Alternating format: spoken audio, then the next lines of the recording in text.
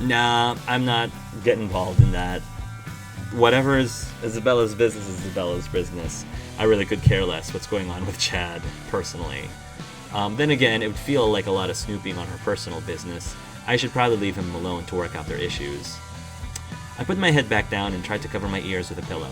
A few minutes later, I could hear a thumping noise as somebody large went down the stairs and out the door. After that, things were quiet again, and I could get back to sleep. See? They solved it.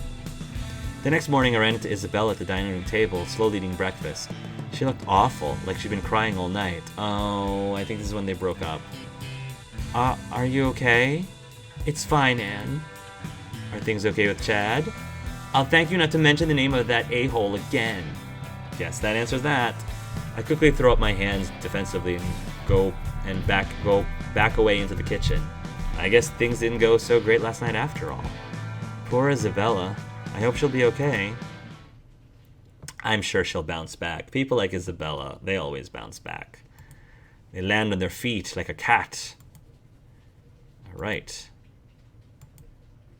Our energy is slowly gaining up, slowly rising up. It's going to take a dip when we go to physics class.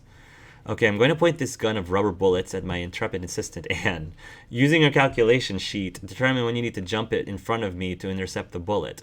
Ready? Go. This is payback for Vegemite, isn't it? Isn't it payback? Everyone's covered in green today. Heck, everything is. Except me. But that's okay.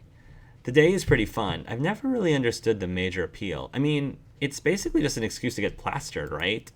Though to be fair, half of my college experience so far has been people making excuses to get plastered, so maybe it's not so bad? Still, I don't think I'm interested in going all out. I thought about putting on a green ribbon or something, just so I don't stick out, but decided against it at the last minute. At any rate, I'm sure the folks at Latin House are planning some kind of big blowout bash, regardless of Dominic's desires, of course. I've been in my room the last few hours, wondering if I would want to try to sneak out before it gets started. Let's play it. Let's play it. I consider heading to the library, but I want to be out on the street with all the drunks. I don't want to be out on the street with all the drunks around. At least around here, the drunks shouldn't be behind the wheel. I spend the next hour or so doing the last of my schoolwork. I'm sure I won't be getting a lot of it done the next few days, for any number of reasons. And I have to admit, it might be nice to be silly with my friends for the night without worrying about unfinished homework. When I hear the knock on my door, I'm ready for whatever the night holds. Hey, Anne, Isabella says she's got a whole slew of games for us tonight, so you should get your A in gear before I drink all the good booze. Given how mopey Isabella's been since she broke up with Chad, I'm surprised she's this invested in St. Patrick's Day. Maybe she's just using the party as an excuse to get over her ex-boyfriend. I follow Rakesh down the stairs, where I see that the crew has been busy. There are cards laid out, green beer, and some kind of green punch in a giant bowl. Is that punch okay to drink, Isabella? It'll put hair on your chest. Then knock those hairs out and grow all new, strong super hairs. Max got to the punch ahead of time, and I'm pretty sure he's spiking an alcoholic drink. Also, I think there's steam coming out of that flask. Why is there steam coming out of that flask? Isabella just smiles, missing Max's interference entirely. She blithely fills a cup and hands it over to me. I eye the drink suspiciously, giving it a test sniff. I immediately regret it, reeling back as I feel my nose hairs burning off. Where's Dominic? I'm surprised he let you get away with this. Isabella just grins and points over to the study nook. Oh, is this when they tied up poor Dominic? Sitting there, tied at the wrists and ankles, wearing a blindfold and gag, is Dominic. Hanging around his neck is a sign that simply says, "Kiss me, I'm Irish." Ugh. Dominic is such a joke to them, and I feel so bad for Dominic. They treat him so rotten. I let out a small gasp, surprised to see him trussed up so badly. No, this is perfect, see? This way he has plausible deniability if anyone finds out about the party. Not his fault, he was tied up by desperados. Everyone laughs at that, well, everyone except Dominic. Which implies that Anne laughed too? Really? Enough of this small talk. Tonight, we test the luck of the Irish. As long as I get to take that rope that was used to tie up Dominic for use later.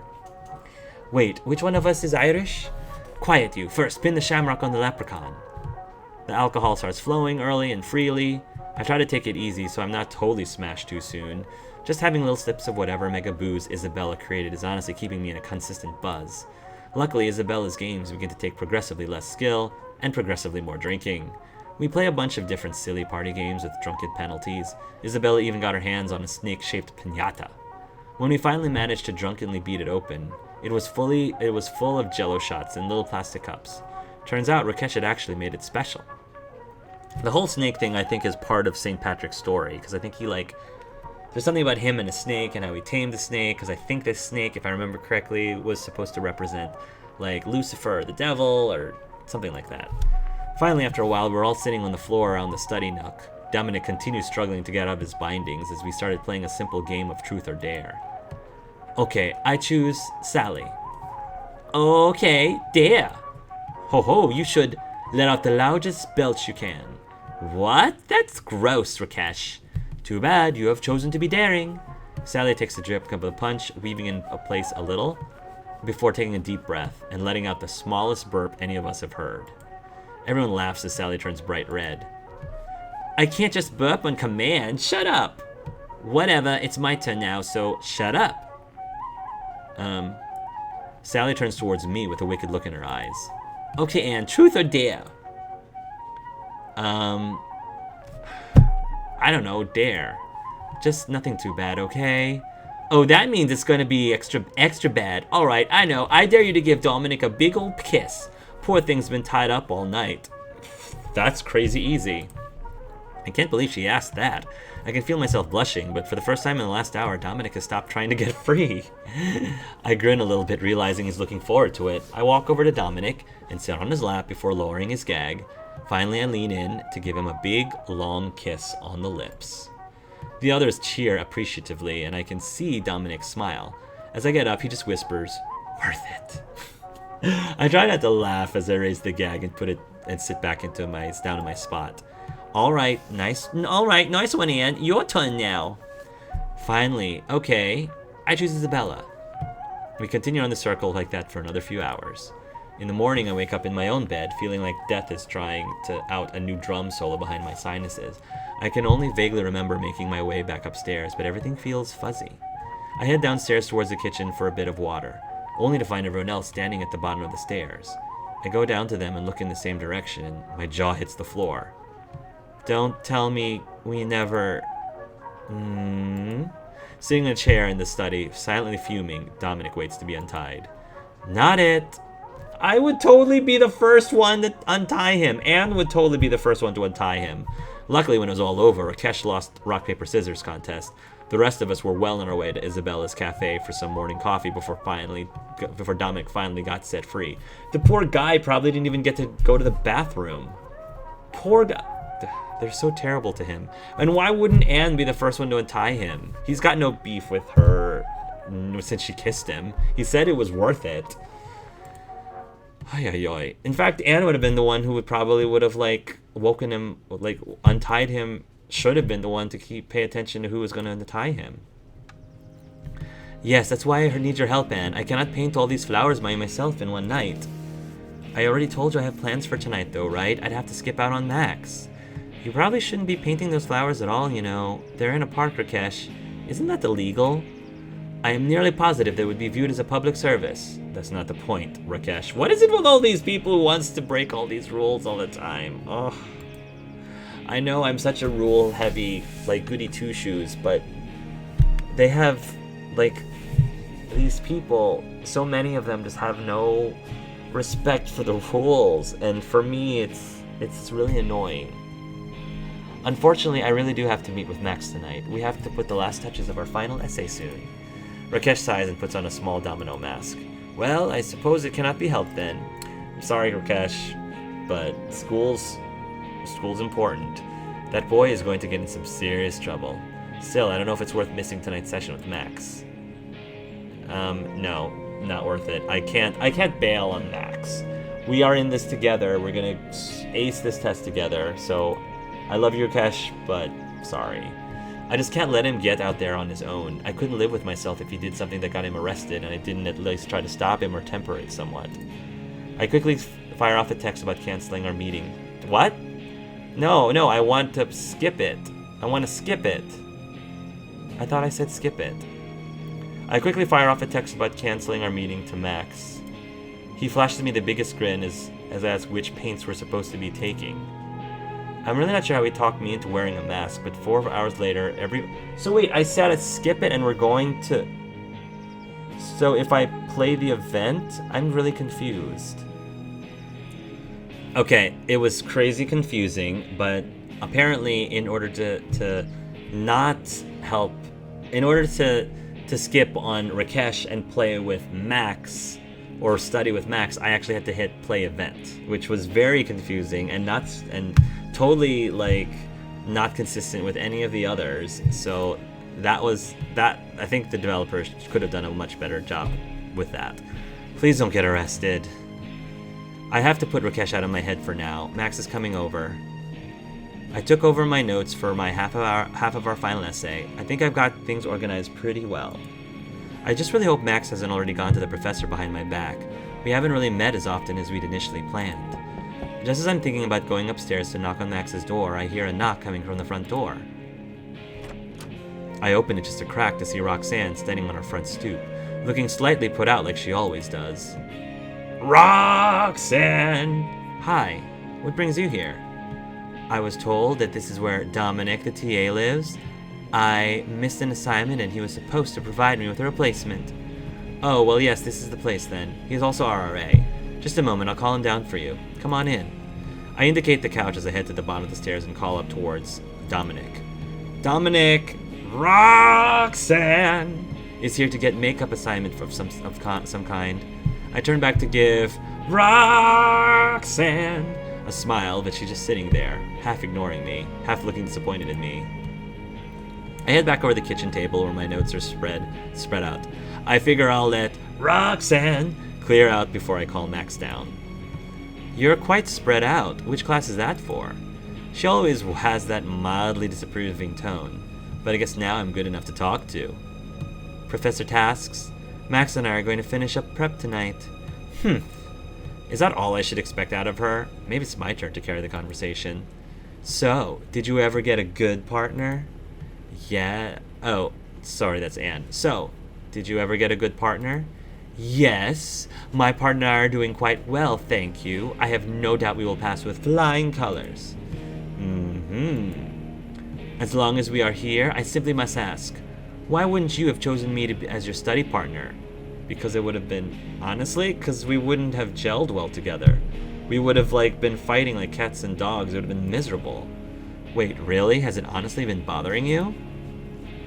I would not say it has been bothering me. I simply am curious. I'm simply superior to Max in academics. What could your reasoning be? Because you're not very superior when it comes to social graces. I suppose you would almost have to be better at class than... Max.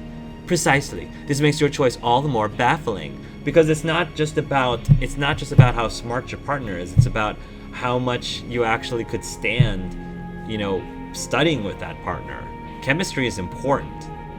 Very important. Sometimes more important with how intelligent your partner actually is. Listen, I'm not saying that I am unaware of myself. I realize I'm not the easiest person to get to know. Ding, ding, ding, ding, ding. But that does not mean I cannot be personable. I do have friends and an interest in meeting new people. Well, Roxanne, I'm sorry. I apologize, but next time I might give you a chance then.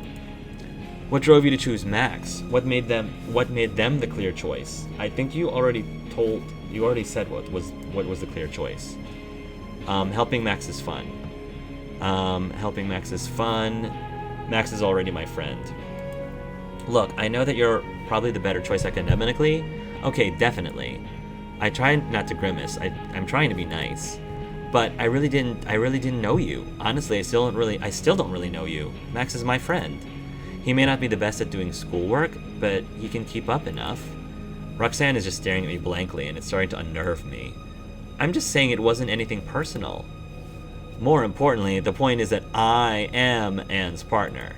I look towards the stairs in surprise. Dominic and Max are coming down the stairs, both with a bunch of papers in hand. Evening, Roxanne. Here's the assignment. Do you need me to go over anything with you? Yes, there are a few things I need clarification on. We should go somewhere quieter so as not to disturb these two. I fight back a pang of jealousy as Roxanne walks over towards Dominic. Oh, I like that little detail. Luckily, Dominic looks past her to give me a big smile. Roxanne just frowns at me. Roxanne and Dominic head back upstairs, looking over the assignment he'd given her. Did you hear us? Only a bit, really. Don't worry about it. Finally, with all the distracting people out of the way, it's time for Max and I to get down to business to defeat Roxanne. Alright. Did they send me questions when I asked Roxanne? Library clerk job unlocked. Sweet. We are at 100 and 150, and if I remember correctly, in order to get good favor with Dominic, we needed the 100. We needed to break 100 and organize 150 in rationale. Perfect. Now we can be a library clerk. Perfect. So I'm going to, now that we're back to the 70 like area again, I am going to put back the studying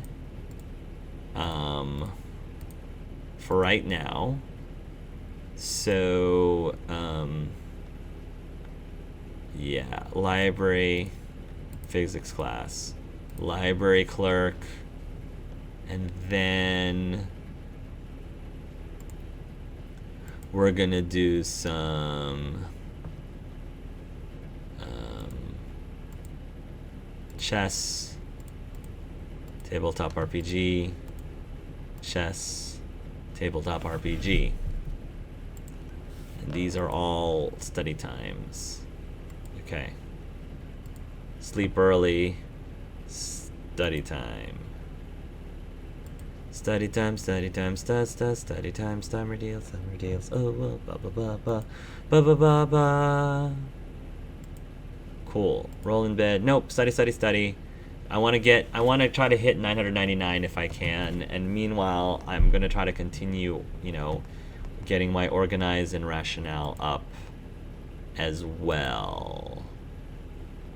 Organized.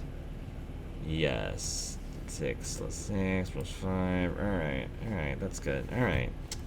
Okay, one more tweak. I'm actually going to sleep early on the days that I have a job. I feel like that's the play. So let's go ahead and start week 15. It's starting to get really nice outside. The weather's been nice and warm lately. This is pretty much the perfect finals week. With spring break only a week away, I'm having a hard time concentrating on my schoolwork. Ooh, spring break's almost here. Awesome. I clap my hands on my cheeks to try to keep my head together. I still have all my finals to take. I can't afford to be distracted now. I've got a book in my lap, but my attention keeps wandering and I keep staring out at the quad around me. That's how I noticed Professor Task walking by me, which got me thinking about his extra credit assignment. I wonder if Max has already gone to see him. I've been wondering if I should go see him. The professor's almost through the quad. I can still catch him if I want, but I'm not sure I want to. This is implying that if I play the event that I'm gonna go and talk to him about taking the deal, which I don't want to do. I feel like that's what this means. It's been a while, but so I don't remember, but I think that's what that means. So I'm not gonna approach him. The thought doesn't even cross my mind. I watch Professor Task disappear into one of the buildings. I really don't want to betray Max. I don't even want the temptation for talking to Professor Task. Yeah, I agree. I really hope Max hasn't betrayed me, but at least I'll know I kept my end up. I returned. That's the spirit. At least I know I kept my end of the bargain. I return to the book in my lap, but a few minutes later, my attention is wandering again. I look up at the building Professor Task went into and see Max coming out.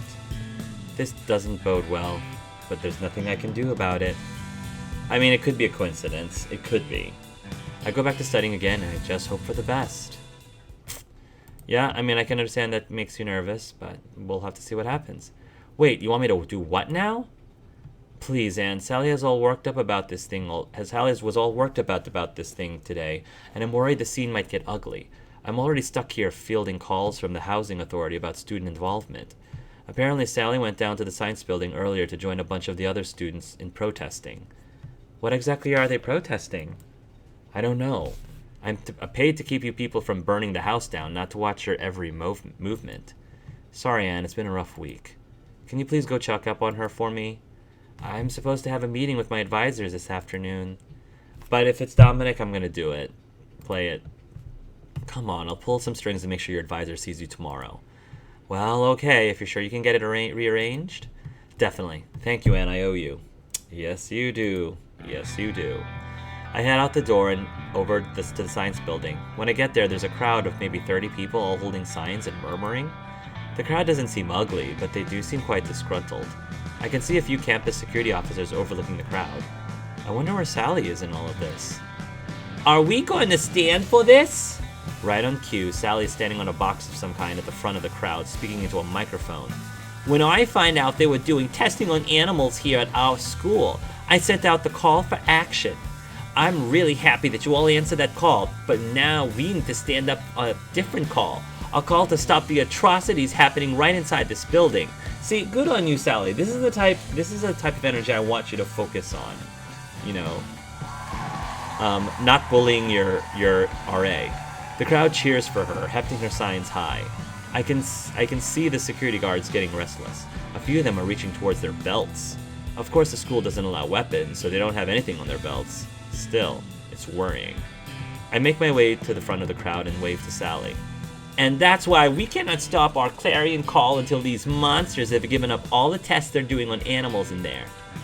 Are you with me? The crowd cheers again while I try to get Sal's attention. That's what I thought. And if those cowards don't get out here soon, then we're gonna bust in there and free those animals ourselves. This is just wrong. The crowd cheers again, even louder this time. The security guards are definitely getting nervous. I frantically wave Sally over as she finally gets off her box. Oh, Anne! Hey, I'm so happy you come. I actually came because Dominic asked me to check on you. I didn't even know this was happening. Well, I'm here anyway. Well, I'm so happy you came. How did this all start? Right, you won't believe it. I was on our campus message board and I read a post that stated they were due to begin their testing with animals today. A message board post? Really? Yeah, the guys must have been a scientist because he said it was going to be really hard to deal with. He said he was expecting a lot of suffering. They're testing on suffering animals? I can't stand for that, Anne. Sally, look, the internet is full of liars. I remember when some post had me convinced that malaria was carried exclusively by 6-year-olds. Are you sure this is true? Well, answer me this. If nothing is happening in there, how come they refuse to let us in and see, huh? Maybe because there are 30 angry people out here. Yeah, 30 people angry about all the lies. Look, are you with me or against me here? I already had to tell those stupid rent-a-cops that we're perfectly in our rights. Don't you start on me too. Go back home and do some quick research on this. Support Sally or change the charge in the building. I feel like I can help her and just hope. I will take a leap of faith. I will take a leap of faith and trust that Sally's gut or whatever is right and just see what happens. Support Sally in her charge of the building. Well, okay, Sally, if you're sure. I'm not sure I like all this confrontation, but I don't want to doubt my friend. There we go. Sally turns to face the crowd. We've given them enough time. We're going to get in there and get some answers. Together, Sally and I march up to the doors, and Sally begins to pound on them vigorously. Finally, we hear the latch open, and a small, bespectacled face appears. It's Butch. Hey, I know you. You're Butch, right? Open this door this instant. We're here to stop this farce. I really wish you could, but our research isn't done. I can't let you in. You can't stop us. We're going to get some answers and finish this terrible crime. Testing on animals is wrong, and I won't rest until you understand that. Look, it's fine. The animals are fine. Just go away, okay? You're going to let those animals suffer? What? Look, just go. We're not leaving.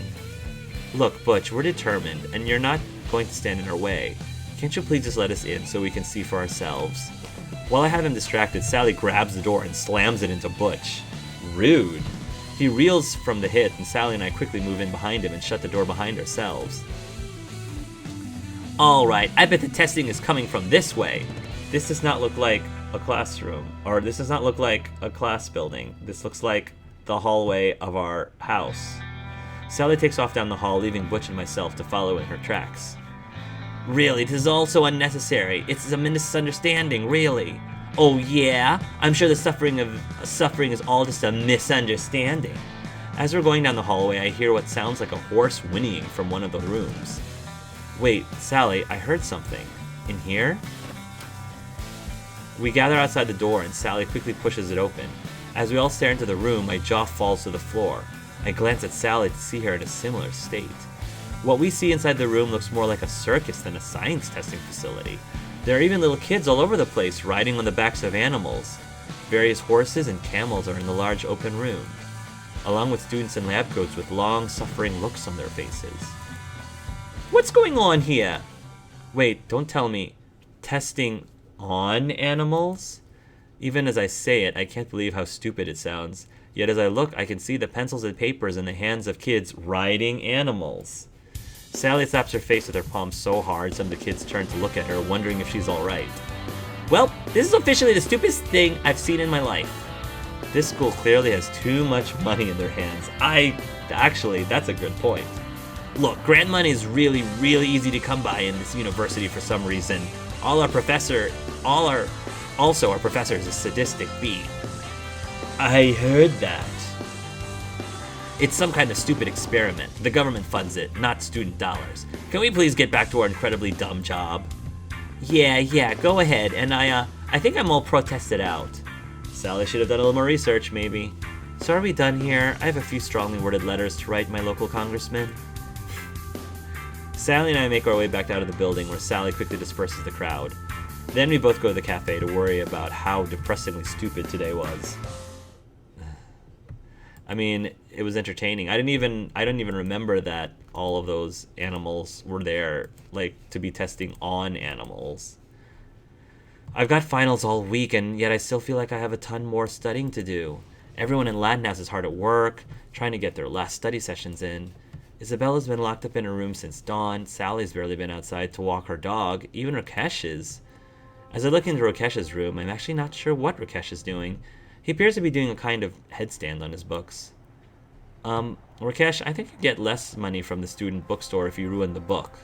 Unfortunately, I think I startled Rakesh as he crashes to the ground. I briefly consider running before he recognizes me.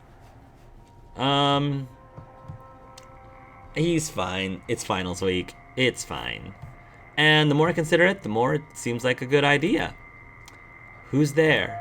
I don't say anything and just start to slick off. What he doesn't know can't hurt him. Must have been the wind. I breathe a slight sigh of relief and head to my room for some studying. Get that studying done. Friday. Professor Task's final is grueling. I swear he's never even hinted at half of these concepts before. I try to peek at my study partner to see if they're breezing through this, but Max's head is bent down, just like everyone else. There's nothing else for it.